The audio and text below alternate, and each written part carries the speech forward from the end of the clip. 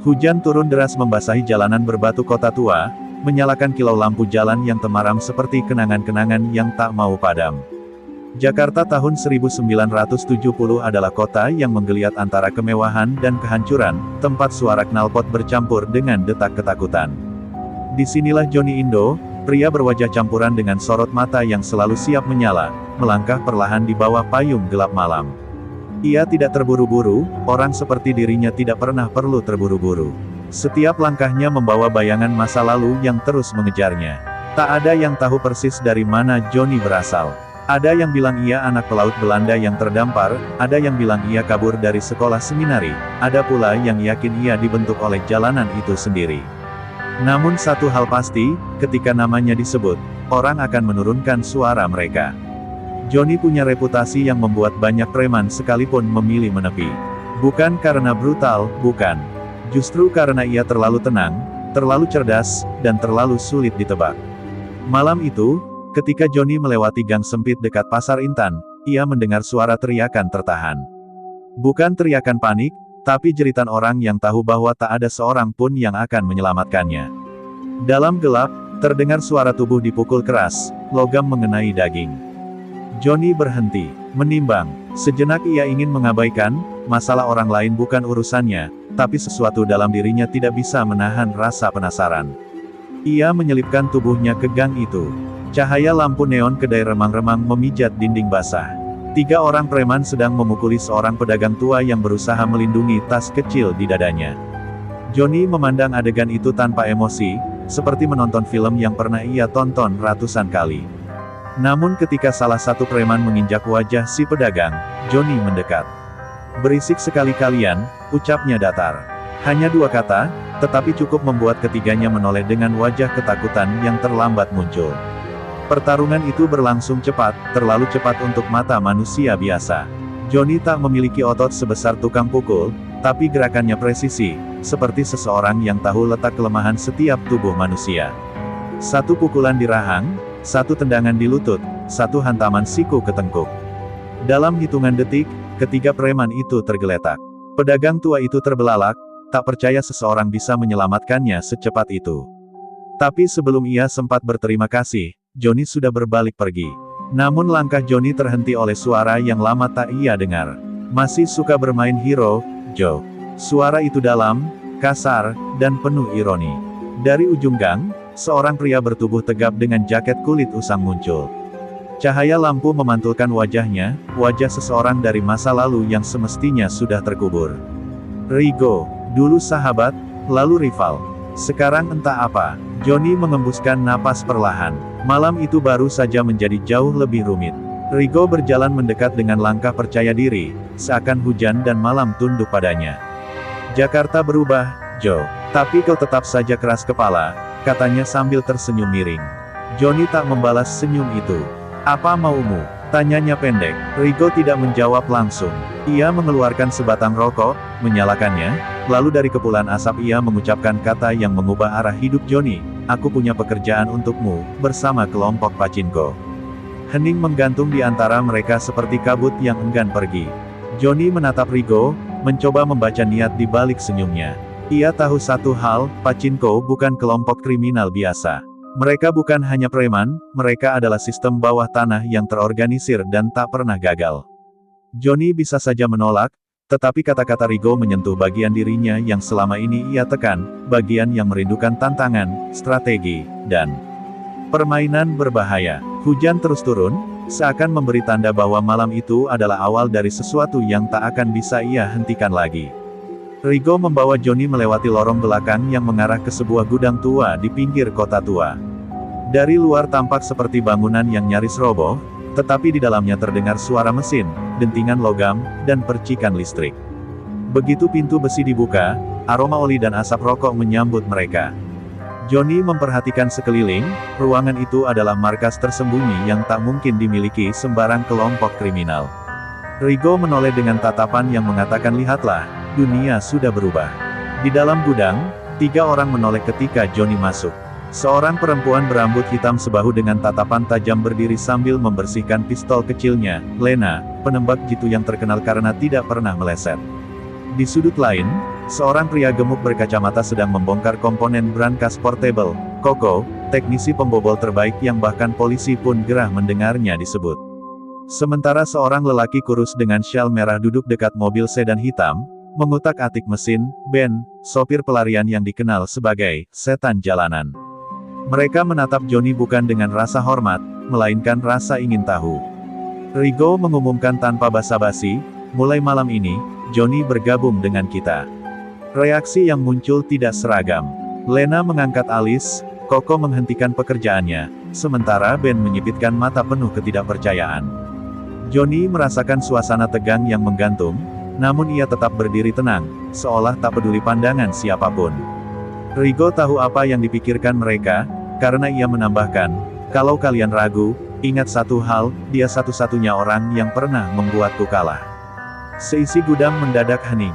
Lena melangkah mendekat, memperhatikan Johnny dari kepala sampai kaki.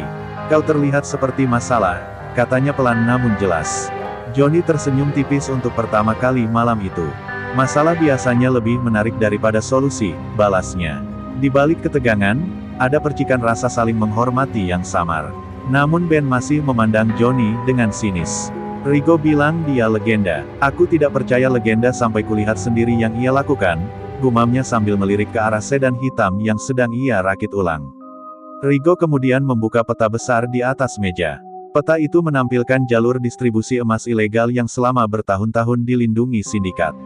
Ada garis merah, titik-titik hitam, dan beberapa catatan tangan yang menunjukkan pengawasan polisi, jadwal pengiriman, hingga lokasi penyimpanan. Ini target kita, kata Rigo sambil mengetuk sebuah jalur yang tampak mustahil ditembus. Konvoi emas terbesar yang pernah dikawal sindikat. Mereka mengganti rute setiap minggu, tapi minggu ini, ada celah kecil. Johnny mencondongkan tubuh ke meja, menatap peta itu dalam-dalam. Ia tak bicara selama beberapa detik, membiarkan otaknya bekerja dengan ketenangan mengerikan yang membuat Lena diam memperhatikannya. Celahnya ada, tapi bukan di rute ini, kata Johnny akhirnya. Ia memindahkan jari ke titik kecil tak mencolok di perempatan jalan industri. Di sini lampu lalu lintas sering rusak. Kalau kita kendalikan waktu lampu, kita bisa buat konvoi mereka berhenti 30 detik. Koko hanya butuh 20 untuk buka brankas bergerak. Semua orang menatapnya. Bahkan Ben kehilangan ekspresinya sesaat. Rigo terkekeh kecil, puas. Itu sebabnya aku butuh kau, Joe. Lena menatap peta, lalu menatap Johnny lagi, kini dengan sedikit rasa kagum. Koko langsung menghitung-hitung di kepalanya, sementara Ben tampak gelisah, entah karena ide itu brilian, atau karena ia tidak suka seseorang yang baru datang langsung mengambil alih suasana.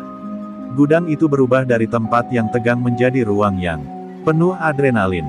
Mereka tahu satu hal, rencana ini bukan rencana kriminal biasa. Ini akan menjadi pukulan terbesar dalam sejarah bawah tanah Jakarta. Namun jauh di sudut gudang, di balik tumpukan peti, sepasang mata mengamati mereka. Seseorang yang tidak seharusnya ada di sana. Hanya detik-detik singkat sebelum sosok itu menghilang ke kegelapan, tetapi cukup lama untuk menunjukkan satu hal, apapun yang Pachinko rencanakan malam itu, sudah mulai menarik perhatian yang salah. Dan Johnny Indo, tanpa ia sadari, baru melangkah masuk ke dalam lingkaran bahaya yang jauh lebih dalam dari apapun yang pernah ia hadapi selama hidupnya. Pagi berikutnya, gudang Pachinko dipenuhi aroma kopi pahit dan suara mesin generator yang menderu pelan. Johnny bangun lebih awal dari yang lain, meski ia hanya tidur 2 jam di kursi kayu yang keras. Otaknya tidak bisa berhenti bekerja sejak ia melihat peta semalam. Setiap jalur, setiap tanda tinta merah, seolah menari dalam pikirannya. Ia tahu rencana mereka brilian, tapi terlalu bersih, dan pengalaman mengajarinya bahwa dalam dunia kriminal, sesuatu yang tampak terlalu mudah hampir selalu menyembunyikan jebakan mematikan. Saat Lena masuk dengan jaket kulit hitamnya yang basah oleh embun, ia menemukan Johnny sedang menatap peta sendirian. Kau tidak tidur? Tanyanya sambil mengikat rambut. Johnny hanya mengangguk tipis, lalu menunjuk salah satu titik kecil di peta. Konvoi emas itu, tidak hanya dikawal, katanya pelan. Mereka diawasi. Lena berkerut. Oleh polisi. Johnny menggeleng. Tidak, oleh orang-orang sindikat yang tidak pernah muncul di catatan manapun. Kata-kata itu membuat sebuah keheningan berat menggantung di antara mereka. Rigo masuk sambil menggigit rokok yang belum dinyalakan. Kau bicara tentang hantu Jalan Asia. Tanyanya. Johnny menoleh. Nama itu bukan nama yang biasanya disebut sembarangan. Menurut desas-desus, hantu Jalan Asia adalah kelompok kecil yang bergerak di luar struktur sindikat resmi, lebih fanatik, lebih kejam, dan lebih loyal pada penguasa emas. Jika mereka mengawal konvoi, kita harus ubah cara bermain, kata Rigo sambil meletakkan rokoknya. Mereka tidak bisa disabotase. Mereka harus dikelabui. Koko, yang sejak tadi mengamati dari meja brankas, akhirnya bicara. Aku bisa buka brankas itu dalam 20 detik, tapi kalau mereka curiga sedikit saja, aku tidak yakin aku bisa keluar hidup-hidup. Tangannya bergetar sedikit, meski suaranya berusaha stabil. Johnny menatapnya lama, kemudian berkata, karena itu kita tidak boleh membuat mereka sadar kita ada. Kita tidak menyerang konvoi. Kita mengendalikannya tanpa mereka sadari. Ben yang sejak tadi diam langsung memutar bola mata.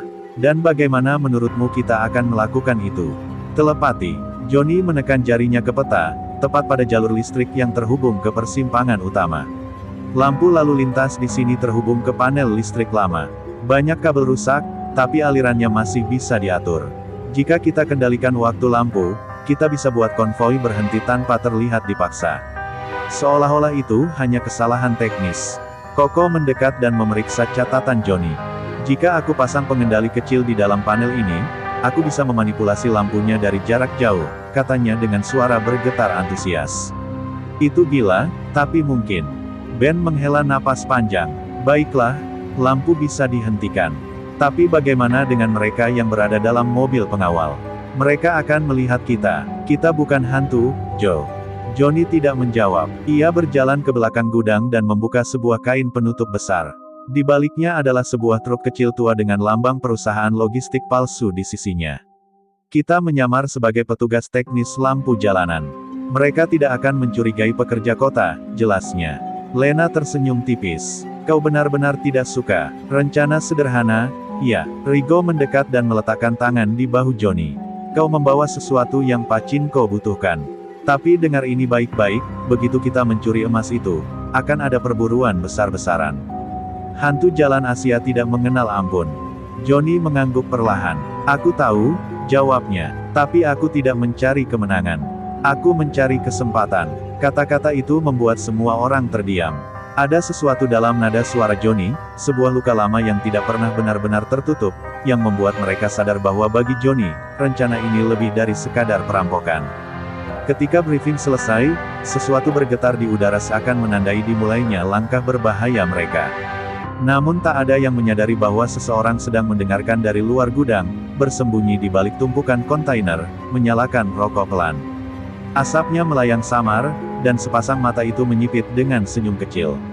Informasi ini terlalu berharga untuk dilewatkan. Dan dengan satu hembusan napas, orang itu berbisik sendirian, Pachinko, kalian benar-benar tidak tahu apa yang menunggu.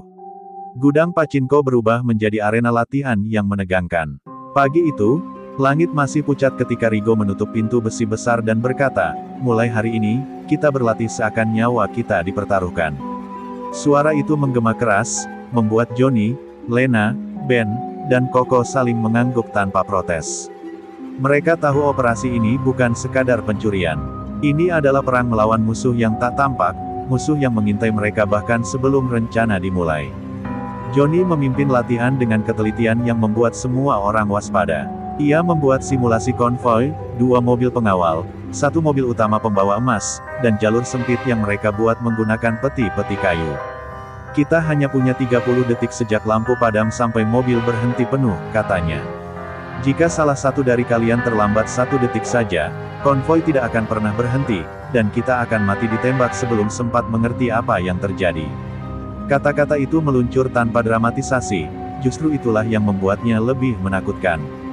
Lena berlatih turun dari truk sambil membawa tas peralatan, menyamar sebagai teknisi lampu.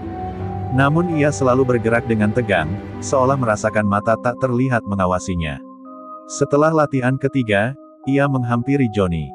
Ada sesuatu yang tidak enak, bisiknya. Aku merasa kita sedang diawasi. Johnny menatapnya lama. Ia juga merasakannya sejak semalam, tatapan samar dari balik gelap. Kau bukan satu-satunya yang merasa begitu, jawabnya pelan. Tapi sampai kita tahu siapa dia, kita harus bertindak seakan dia ada di setiap sudut. Sementara itu, Koko berkeringat dingin ketika mencoba membuka brankas tiruan yang ia buat sendiri. Meski itu hanya replika, tangannya tremor setiap kali ia menempelkan stetoskop kecilnya. 30 detik, 30 detik, gumamnya berulang-ulang. Setiap kali ia lewat dari waktu itu, ia memukul meja dan mengumpat. Ben yang menonton dari kejauhan mendengus, "Kalau kau tidak bisa buka itu tepat waktu, kita semua akan berakhir di Gatko." Koko menatapnya tajam. "Setidaknya aku tidak akan mati sambil menginjak pedal," balasnya. Ketegangan di antara mereka semakin terasa jelas. Ben sendiri tidak lebih tenang. Ia berlatih mengemudi di halaman belakang gudang yang sempit, meniru jalur pelarian yang kemungkinan akan mereka ambil. Mobil tua itu berputar cepat, ban mencicit, dan knalpot memuntahkan asap hitam pekat. Namun saat ia memacu mobil, pandangannya beberapa kali terpaku pada pintu gerbang yang setengah terbuka. Seperti ada seseorang yang terus mengintip dari balik celah itu. Pada latihan keempat, mobil Ben tergelincir dan hampir menabrak tumpukan besi tua. Ia keluar sambil memukul kap mobil, frustrasi. "Sial, ada sesuatu yang membuatku tidak fokus." Rigo mendekat, menatap Ben tajam. "Kau takut?" Ben membalas dengan suara rendah, hampir seperti geraman. "Aku tidak takut apapun, kecuali rencana yang terlalu sempurna. Itu selalu berarti ada sesuatu yang tidak kita lihat." Johnny yang mendengar percakapan itu hanya mengangguk. Ben mungkin angkuh, tapi instingnya tidak pernah bisa diremehkan. Dan insting itu kini berteriak bahwa ada bahaya besar yang perlahan mendekat. Saat siang berganti sore, latihan mencapai puncaknya. Mereka melaksanakan simulasi lengkap, Koko membuka brankas, Lena mengalihkan perhatian menggunakan identitas teknisi palsu, Ben siap di truk, dan Johnny memimpin dari depan. Untuk pertama kalinya, simulasi berjalan sempurna, 27 detik. Rigo bertepuk tangan pelan, tapi di balik senyumnya, ada ketakutan yang tak bisa ia sembunyikan. "Bagus," katanya, "tapi ini hanya latihan. Di lapangan, kita tidak akan mendapat kesempatan kedua." Malam mulai turun ketika latihan selesai. Semua orang lelah, namun sulit untuk tidur. Angin malam berhembus membawa suara-suara aneh dari luar gudang. Dan ketika Johnny keluar sebentar untuk merokok, ia melihat sesuatu yang membuat jantungnya berhenti sesaat, bekas puntung rokok yang masih hangat tergeletak di tanah dekat pagar. Puntung rokok jenis mahal, jenis yang tidak pernah dihisap siapapun dari anggota Pachinko. Johnny menatap kegelapan di luar pagar, rahangnya mengeras. Seseorang ada di luar sana, mengikuti setiap langkah mereka. Dan ia tahu, waktunya hampir habis. Langit malam tampak lebih kelam daripada biasanya, seolah tahu bahwa sesuatu yang besar akan terjadi. Angin bertiup kencang membawa aroma hujan yang tertahan, sementara lampu-lampu jalan berkedip seperti jantung kota yang gelisah. Johnny berdiri di depan truk teknisi palsu mereka, mengenakan seragam kota dengan logo yang ia dan Lena buat 2 hari sebelumnya. Rigo menghampirinya dari belakang, menepuk bahunya. "Setelah malam ini, hidup kita tidak akan sama lagi." Johnny tidak menoleh, hanya menatap jalan yang membentang seperti takdir yang menantinya. Di kursi belakang truk, Lena memeriksa alat-alat yang akan digunakannya untuk membuka panel lampu jalan. Tangannya cekatan, namun sorot matanya menyimpan kecemasan. "Jika ada yang salah, kita tidak punya rute cadangan," katanya. Koko, yang duduk di sampingnya dengan kotak peralatan brankas, menelan ludah keras-keras. "Jangan ngomong begitu, Len. Aku butuh ketenangan, bukan mimpi buruk." Ben, yang sudah berada di balik kemudi sedan pelarian mereka, menyalakan mesin perlahan. Deru mobil itu terasa seperti detak ketegangan yang siap meledak. Rigo memeriksa jam tangannya. Konvoi keluar dari gudang sindikat dalam 5 menit. Semua orang menempati posisi masing-masing.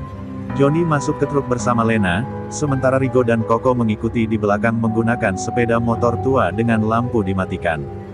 Ben memilih bersembunyi di persimpangan belakang, siap tancap gas kapan saja. Mereka bergerak dalam keheningan yang menghantam telinga, bukan karena tidak ada suara, tapi karena semua pikiran menolak bicara. Ketika waktu menunjukkan pukul 23.47, truk teknisi berhenti tepat di samping tiang lampu yang sudah mereka incar. Lena turun dengan langkah cepat namun teratur, membuka panel listrik dengan kunci palsu. Koko, yang menunggu di motor bersama Rigo, mengaktifkan perangkat jammer kecil untuk mengacaukan sinyal radio konvoi. 30 detik, bisik Koko ke radio kecil. Lena menekan tombol yang sudah ia siapkan. Dan seketika, lampu hijau di persimpangan berubah menjadi merah, tanpa pola normal, tanpa alasan. Di kejauhan, suara mesin besar muncul. Konvoi sindikat memasuki persimpangan, terdiri dari satu mobil SUV hitam di depan, truk pengangkut emas di tengah, dan satu SUV lagi di belakang. Mobil pertama melambat, ragu. Kemudian berhenti. Lampu mereka menyinari truk teknisi yang tampak tak mencurigakan. Hujan mulai turun perlahan, membuat semua bayangan tampak lebih gelap dan lebih menakutkan. Johnny keluar dari sisi truk, berpura-pura memeriksa kabel, sementara Lena berjongkok menutupi wajahnya dengan topi teknisi. Coco dan Rigo melaju pelan ke sisi belakang truk pembawa emas. Ketika pengawal di mobil belakang menoleh, Rigo melemparkan perangkat kecil berwarna hitam ke bawah mobil itu, jammer kedua. Seketika radio mereka mati. Waktu kalian tinggal 20 detik, suara band terdengar di radio. Dengan gerakan cepat, Coco menempelkan alat pembuka otomatis ke brankas bergerak yang ada di bagian samping truk. Ayolah, ayolah, gumamnya. Suara klik lembut terdengar. Brankas terbuka. Di dalamnya, bungkusan besi berisi batangan emas murni memantulkan cahaya hujan. Segalanya berjalan terlalu sempurna, terlalu mulus, hingga sebuah suara keras menggema dari dalam SUV depan. Seorang pengawal membuka pintu dan berteriak, "Hei, lampu ini mati sejak tadi sore, bukan sekarang." Suaranya menyayat udara malam. Lena menoleh dengan wajah pucat. Johnny langsung berkata, "Waktunya habis. Ambil apapun yang bisa dibawa, sekarang."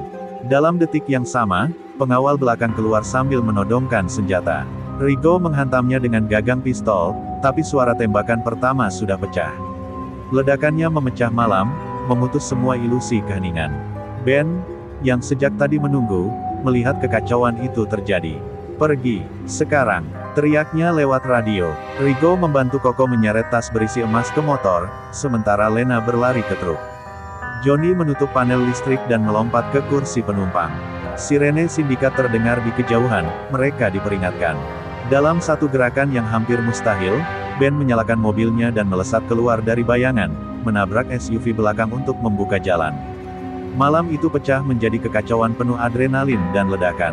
Itulah malam di mana sejarah kriminal Jakarta mulai tercabik, dan Johnny Indo menjadi buruan nomor 1. Gudang Pachinko malam itu bukan lagi tempat latihan, melainkan ruang yang dipenuhi ketakutan, darah, dan suara napas terengah. Mereka berhasil membawa kabur sebagian emas, tetapi harga yang harus dibayar terasa jauh lebih mahal. Rigo terbaring di lantai dengan luka tembak di bahu, wajahnya pucat karena kehilangan darah.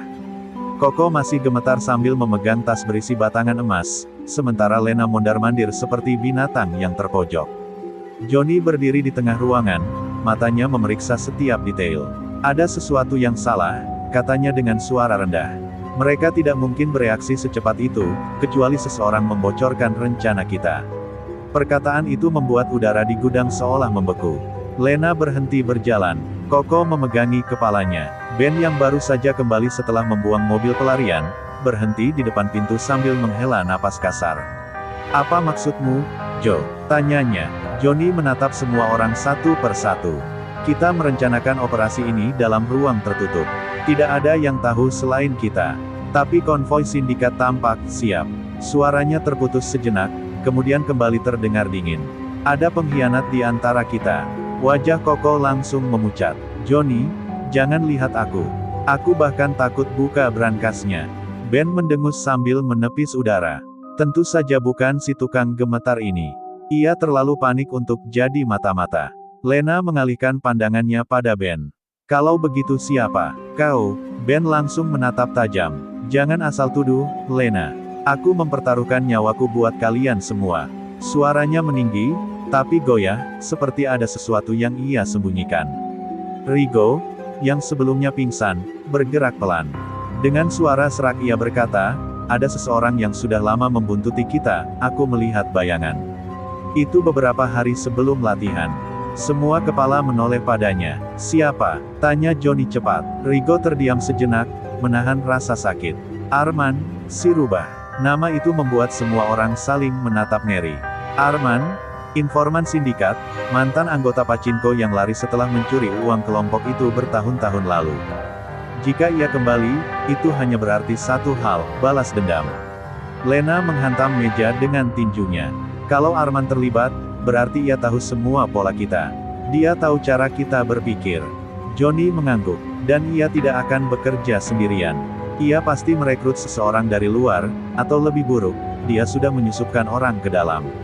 Matanya kembali menyapu ruangan. Kali ini tatapannya tertahan lebih lama pada Ben. Ben, di mana kau waktu lampu pertama kali padam? Kau menghilang sebelum konvoi muncul. Ben tersentak, wajahnya menegang, tetapi sebelum ia sempat menjawab, pintu gudang berderak keras seolah ada yang mencoba mendobraknya dari luar. Semua orang langsung membeku. Lena mengambil pistolnya, Rigo meraih besi panjang, Koko merayap ke balik tumpukan peti. Johnny mendekati pintu perlahan, matanya menajam seperti predator.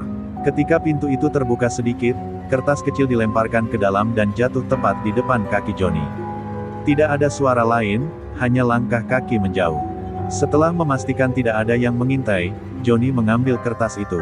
Di dalamnya tertulis dengan tulisan tangan yang ia kenal betul. Kalian pikir bisa mencuri tanpa aku tahu? Ini baru permulaan. Kertas itu jatuh dari tangan Johnny. Lena memandangnya dengan ketakutan yang jarang ia tunjukkan. Dia tahu tempat kita, suaranya hampir gemetar. Ben maju selangkah, wajahnya muram. Johnny, percayalah, aku bukan pengkhianat. Tapi seseorang jelas mengikuti kita sejak rencana ini dimulai. Johnny menatap Ben lama, menimbang. Kalau begitu, katanya akhirnya, Arman tidak hanya mendengarkan, dia sudah berada satu langkah di depan. Kalimat itu seperti menyalakan api ketakutan yang semakin membesar di dalam gudang. Di luar, suara mesin mobil terdengar samar. Johnny memegang pistolnya lebih erat. Mulai sekarang, katanya kepada seluruh anggota, tidak ada lagi kepercayaan penuh. Kita bergerak hanya ketika perlu, kita bicara seperlunya, dan kita berjaga bergiliran. Ia menatap emas yang mereka curi, emas yang kini terasa seperti beban kutukan.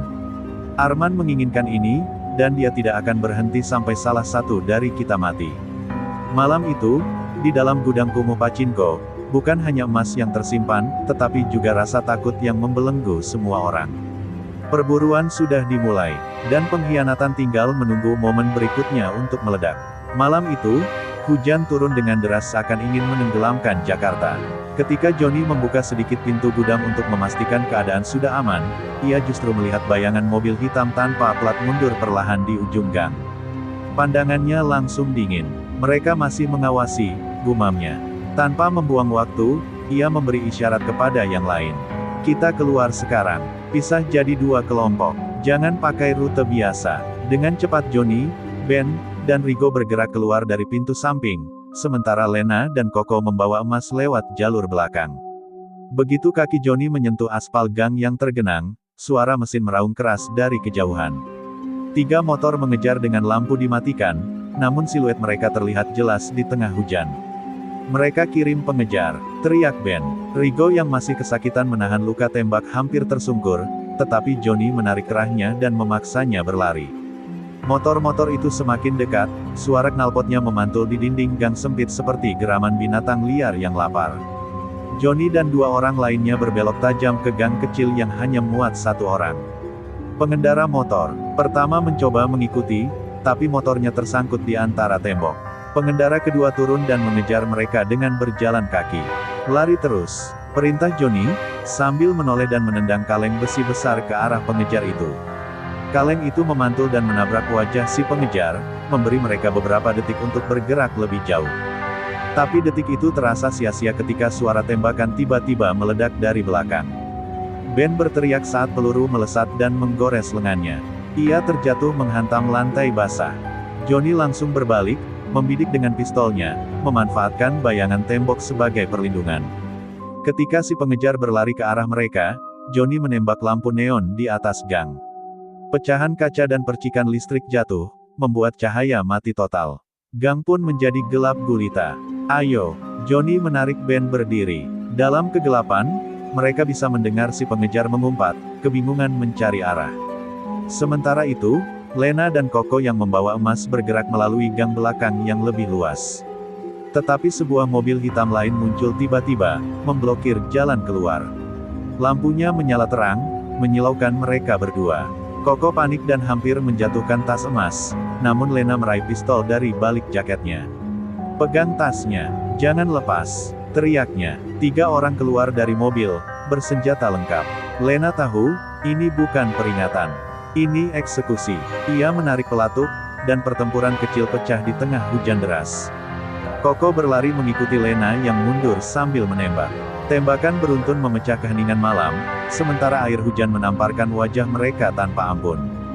"Kita akan terkepung kalau tetap di sini," seru Koko. "Kita cari jalur gat di ujung sana." Lena mengangguk, dan mereka mulai berlari ke arah itu.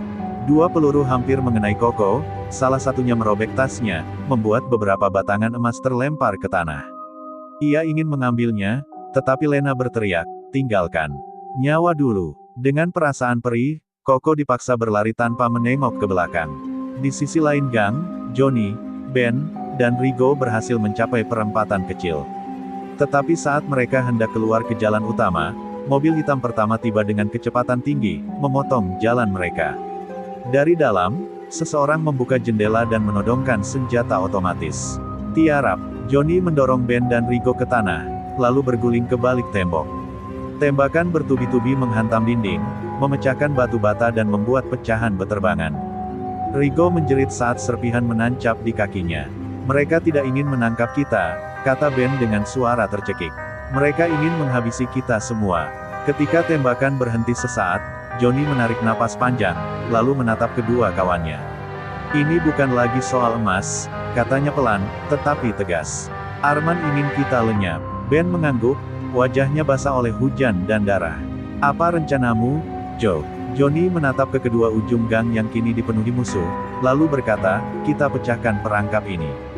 Kita bergerak ke atas." Ia menunjuk ke tangga besi menuju atap ruko. Dengan langkah pincang, mereka mulai memanjatnya. Tembakan kembali meledak dari bawah. Tetapi Johnny tidak berhenti. Ia tahu satu hal, untuk keluar hidup-hidup, mereka harus mulai menyerang balik. Angin malam menerpa keras wajah Johnny saat ia berhasil naik ke atap ruko. Hujan belum berhenti, membuat permukaan seng licin seperti es. Ben menyusul dengan tangan bergetar, sementara Rigo hampir terjatuh 2 kali sebelum Johnny menariknya ke tempat aman. Dari bawah, terdengar suara mesin mobil dan teriakan orang-orang Arman yang berusaha mengepung bangunan itu. Lampu-lampu jalan yang remang membentuk bayangan panjang, seolah kota ikut mengawasi mereka bernapas di ujung kematian. "Jangan dekat tepi," perintah Johnny. "Mereka bisa menembak dari bawah." Namun peringatan itu datang terlambat. Sebuah peluru melesat dan menghantam seng dekat kaki Ben, membuat ia terpeleset. Johnny menahan lengannya tepat sebelum ia jatuh ke jalan 3 lantai di bawah. "Fokus!" bentak Johnny. Ben mengangguk, napasnya tersengal. Dari arah lain, suara langkah berat terdengar, seseorang sedang naik tangga darurat menuju atap. "Joe," kata Rigo lemah, "mereka naik ke sini." Johnny menghela napas. "Bagus. Kalau mereka ingin bermain di atap, kita sambut." Pintu atap akhirnya terbuka, dan 2 pria bersenjata muncul dengan hati-hati. Dalam kegelapan yang minim cahaya, Johnny bergerak seperti bayangan. Ia menendang ember logam berisi air hujan ke arah mereka, membuat kedua pria itu terkejut dan menutupi wajahnya. Johnny memanfaatkan kesempatan itu, melompat, menendang pistol salah satu dari mereka hingga terlepas, lalu memukul rahangnya sampai terdengar retakan keras. Ben ikut menyerang yang satu lagi dengan besi pipa yang ia temukan, tetapi pria itu melawan lebih kuat.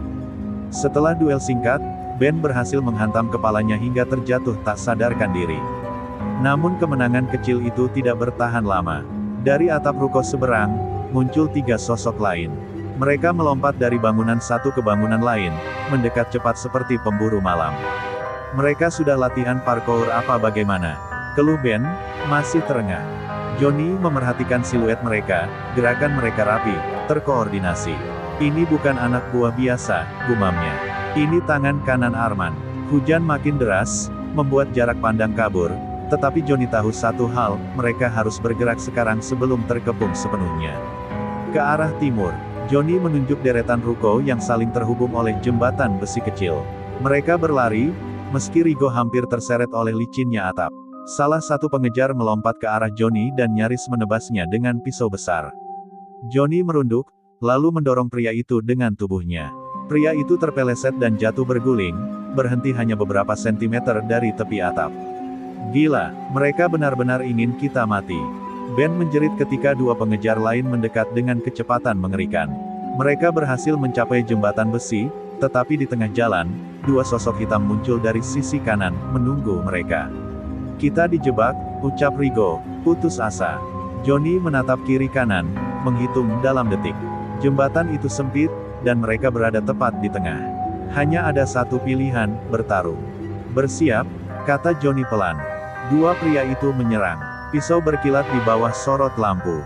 Johnny menangkis serangan pertama dengan lengannya, merasakan kulitnya tergores. Ia membalas dengan pukulan siku ke tulang rusuk lawannya. Ben juga bertarung, meski terpincang-pincang, memukul apa saja yang bergerak. Pertarungan itu brutal dan cepat. Rigo, meski terluka parah, menahan salah satu lawan cukup lama untuk Johnny menghabisinya. Namun saat pria kedua jatuh tersungkur, Johnny merasakan sengatan bahaya dari belakang. Ia menoleh dan melihat sosok yang lebih familiar dari siapapun, berdiri di ujung jembatan besi. Menggunakan mantel hitam panjang dan senyum setipis pisau silet. Arman, aku akui, katanya dengan suara tenang meskipun hujan menerpa wajahnya, kalian cukup merepotkan. Johnny berdiri tegak, napasnya berat. Arman mengangkat pistolnya perlahan. Tapi permainan ini sudah selesai, Joe. Mata Johnny mengerjap sekali, dan ketika ia hendak melompat ke arah yang lain, suara tembakan pecah. Rigo menjerit. Ben membeku. Johnny menatap ke arah Rigo, darah mengalir dari perutnya. Arman tersenyum tipis. Aku hanya butuh satu peluru untuk memulai kehancuran kalian. Hujan terus turun, tetapi bagi Johnny, dunia terasa berhenti. Pertarungan di atap ini bukan lagi tentang emas. Ini tentang siapa yang hidup, dan siapa yang dikubur malam ini. Rigo terjatuh di permukaan jembatan besi yang bergetar. Oleh hujan dan angin malam, darah hangat mengalir memenuhi sela-sela papan logam, membentuk garis merah yang terbawa derasnya air. Ben berlutut dengan tangan gemetar, menekan luka di perut sahabatnya. Tahan, Rigo, tahan. Suaranya patah-patah. Tapi tatapan Rigo mulai kabur, tubuhnya menggigil. Johnny menatap sosok yang sekarat itu dengan rahang mengeras. Di dalam dirinya, sesuatu runtuh, bukan sekadar kehilangan rekan, tapi kehilangan bagian dari hatinya yang tidak pernah ia akui. Arman berdiri di seberang jembatan seperti hakim yang baru saja menjatuhkan vonis. Pistol di tangannya masih mengepulkan asap. Kau lihat, Joe, katanya dengan nada yang anehnya tenang. Satu tembakan, satu nyawa, begitu mudah menghancurkan sesuatu yang kau kira kuat. Johnny memutar pistolnya di tangan, menahan keinginan untuk langsung melompat dan menghabisinya. Tetapi satu gerakan salah bisa membunuh Ben dan dirinya juga. Arman tahu itu. Ia menikmati itu. Dan senyuman tipisnya mengukir luka baru di dalam dada Johnny. Rigo menggenggam lengan Johnny dengan sisa tenaga. Joe, jangan biarkan dia menang, bisiknya. Mata Rigo bergetar, seolah mencoba tetap fokus pada wajah pemimpinnya. Jangan, biarkan, aku mati percuma. Johnny merendahkan tubuhnya, mendekatkan telinga pada bibir Rigo. Kau tidak akan mati sia-sia, jawabnya serak, penuh amarah yang ditahan. Tetapi ketika ia berkata begitu, tubuh Rigo sudah mulai limbung. Nafasnya semakin pendek, dan Johnny tahu, sebagian dari mereka sudah hilang malam itu. Arman menurunkan pistolnya. Sudahlah, Joe. Kau tidak perlu berpura-pura jadi pahlawan. Kau dan kelompok kecilmu, hanyalah bayangan dari masa lalu. Pachinko, hah. Ia menendang salah satu tubuh anak buahnya yang terkapar. Tanpa aku, kalian tidak pernah jadi apa-apa. Kata-katanya menyayat lebih tajam dari peluru manapun. Ben mendesis, kau pengkhianat dulu, sekarang pun tetap pengkhianat. Tetapi Arman hanya tertawa. Pengkhianatan. Tidak ada konsep itu di dunia kita. Yang ada hanya yang menang dan yang mati. Hujan semakin deras ketika Arman tiba-tiba melangkah maju. Kau mau tahu kenapa aku bisa mengikuti semua rencana kalian? Tatapannya beralih antara Johnny dan Ben. Karena salah satu dari kalian membawaku langsung pada titik ini. Ben menegang. Johnny juga. Arman mengangkat alisnya. Ya, ada orang yang memutuskan bahwa emas itu terlalu besar untuk dibagi 5. Kata-kata itu menekan udara seperti palu godam. Johnny memandang Ben sekejap, namun cukup lama untuk menimbulkan keraguan yang tajam seperti pisau. Ben menggeleng cepat, wajahnya pucat. Tidak, Joe, aku tidak pernah. Tetapi Arman memotong, Kau pikir aku tidak tahu kau diam-diam menemui seseorang 2 malam sebelum perampokan? Jalan yang sama, jam yang sama. Kau kira tidak ada mata? Johnny menatap Ben dalam-dalam. Ben mundur 1 langkah, seperti ditikam oleh tatapan itu lebih dari oleh kata-kata Arman. Joe, aku terjebak. Mereka menangkap adikku. Aku tidak punya pilihan. Suaranya pecah, penuh rasa bersalah yang tertahan selama ini. Kata-kata itu memukul Johnny seperti badai. Ia menepis tangan Ben dari lengannya. Kau seharusnya bilang, kita bisa mencari jalan lain. Ben menggeleng keras. Mereka ancam bunuh adikku kalau aku buka mulut. Arman tersenyum puas. Dan dia memilih diam. Hasilnya, ia menunjuk tubuh Rigo yang tergeletak. Pengkhianatan kecil yang manis. Johnny mengepalkan tinjunya. Dunia di sekelilingnya berputar, tertelan oleh amarah yang sulit ia redam. Kau memakainya sebagai umpan, kata Johnny. Arman mengangguk santai. Tentu saja. Dan hasilnya indah sekali. Johnny berdiri dengan seluruh tubuh bergetar. Bukan karena hujan, bukan karena lelah, tetapi karena marah. Arman, suaranya rendah seperti gemuruh petir yang belum meledak. Kau merampas sahabatku. Kau menukar nyawa dengan ancaman murahan. Ia mengarahkan pistolnya tepat ke kepala Arman. Dan malam ini, aku menagih semua hutang itu. Arman tersenyum, senyum yang menunjukkan ia tidak takut mati. Ayo, Joe, akhiri. Tetapi sebelum Johnny menarik pelatuk, suara sirene polisi terdengar pecah di kejauhan, semakin dekat. Dan seluruh atap berubah menjadi medan perang baru, yang jauh lebih kacau daripada sebelumnya. Sirene polisi meraung keras, memantul di antara bangunan-bangunan tua seperti gemuruh neraka yang mendekat. Lampu merah biru mulai menari di dinding ruko, mengungkapkan bayangan-bayangan yang bersembunyi di balik hujan malam. Arman melirik ke arah bibir atap, senyumannya memudar menjadi kesiagaan. Sepertinya babak terakhir akan disaksikan banyak orang, katanya sinis. Johnny tidak menurunkan pistolnya. Tangannya gemetar bukan karena takut, tetapi karena amarah yang hampir menghancurkan dirinya sendiri. Ben berdiri di sampingnya, pucat, remuk oleh rasa bersalah atas kematian Rigo. Tembakan dari bawah mulai naik ke arah atap. Polisi tampaknya tidak peduli siapa lawan dan siapa kawan, semua dianggap berbahaya. Arman melompat mundur beberapa langkah, bergerak ke sisi atap lain. Kita lanjutkan permainan ini lain waktu, Joe. Teriaknya. Ia hendak kabur melompat ke bangunan berikutnya, tetapi Johnny tidak membiarkannya. Tidak ada lain waktu. Johnny berlari mengejarnya, kakinya menghantam seng licin hingga hampir terpeleset.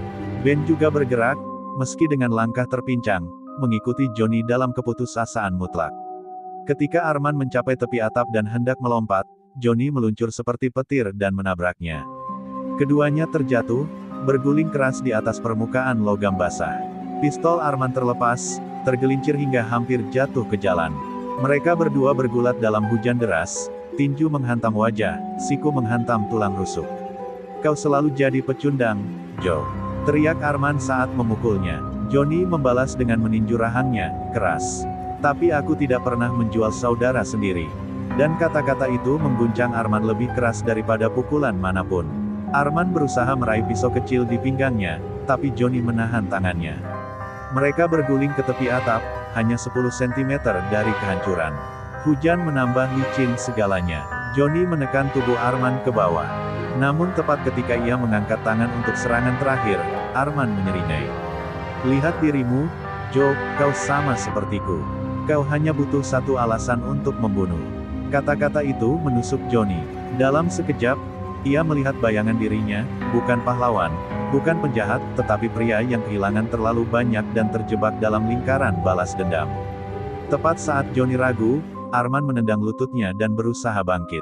Tetapi seseorang lain lebih cepat, Ben, dengan wajah penuh luka dan mata berkaca-kaca. Ini untuk Rigo, suaranya parau. Ben menghantam Arman dengan besi pendek yang ia ambil dari jembatan tadi. Pukulan itu keras, telak. Arman kehilangan keseimbangan. Dalam gerakan lambat yang tragis, ia tergelincir ke tepi, dan jatuh ke bawah, menembus udara malam tanpa suara. Tubuhnya menghantam atap mobil polisi dan sirene langsung berhenti berdengung, seperti dunia menahan napas. Ben terpaku, napasnya berat. Johnny menatap ke bawah, ke tubuh Arman yang tak bergerak lagi. Tidak ada kemenangan dalam pandangannya, hanya kehampaan. Hujan terus turun, membasahi wajah mereka seolah mencoba menghapus darah dan dosa malam itu. "Joe, maafkan aku," kata Ben lirih, tubuhnya goyah. "Aku tidak ingin menghancurkan kita, tapi aku terlalu lemah." Johnny menyambut Ben sebelum ia terjatuh, memegang pundaknya erat. "Tidak semua salahmu," kata Johnny pelan. "Arman memanfaatkan rasa takutmu. Yang penting, kau memilih kami pada akhirnya." Namun kebersamaan itu tidak bertahan lama. Polisi mulai naik ke atap. Dengan teriakan dan lampu sorot. "Tangan di atas. Jangan bergerak." Johnny dan Ben saling menatap. Mereka tahu pelarian tidak mungkin lagi. Emas yang hilang, rekan yang mati, pertarungan yang tak pernah dimenangkan, semua akhirnya berakhir di sini, di atas atap kota yang tidak pernah memberi mereka pilihan lain.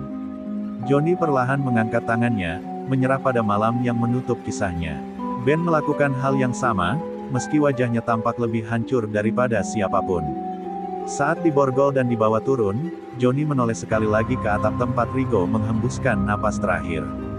Hujan semakin deras, namun baginya itu seperti permintaan maaf kota, terlambat, tetapi tetap datang. Di dalam mobil polisi, Johnny menutup mata. Ia akhirnya menyadari bahwa harga dari pengkhianatan, persahabatan, dan kejahatan bukanlah emas, tetapi hati yang tak pernah utuh kembali.